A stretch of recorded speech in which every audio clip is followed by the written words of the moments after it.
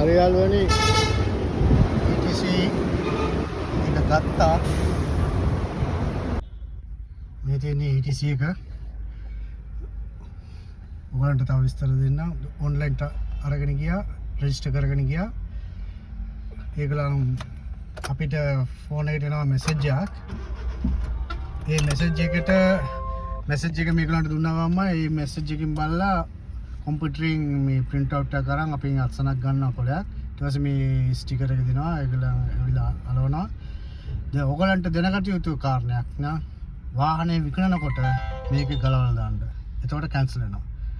ගලවලා දාලා මේකේ ඔයගලන් টොප් අප් කරනවා. සල්ලි තියනවා නම් මේක අරගෙන ඇවිල්ලා මේ දීලා වෙන වාහනයක් ඔයගලන්ට ETC ඕන නම් ඒකට වෙන ස්ටිකර් එකක් අරගෙන මේකේ තියෙන මුදල ඒකට දාලා ඒ ස්ටිකර් එක අලව ගන්න පුළුවන්.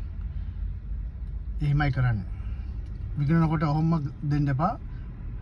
මේ දීලා වැඩකුත් නැහැ. එයාට টොප් අප් කරන්නත් බෑ. ඒක ගලවලා දාන්න. එතකොට කැන්සල් වෙනවා ඒක. ඔයාට ඕන නම් මේක ගලවගෙන ඇවිල්ලා මෙතන කැන්සල් කරලා ඒකේ තියෙන සල්ලි මාරු කර ගන්න පුළුවන්. අනිත් එක විශේෂම දෙයක් තමයි අර අපි රෙජිස්ටර් කරනකොට අපේ ආදායම් බලපත්‍ර ඉල්ලනවා. ඊට පස්සේ ආදායම් බලපත්‍රේ එක්ස්පයර්ඩ් වුණාට පස්සේ අලුත් කරලා ආපහු අප්ඩේට් කරන්න අවශ්‍ය නැහැ කියනවා. ඊට පස්සේ ආය කවදාවත් ආදායම් බලපත්‍ර ඕනේ නැහැ. ඒක රෙජිස්ටර් කරන්න විතරයි ආදායම් බලපත්‍ර ඉල්ලන්නේ.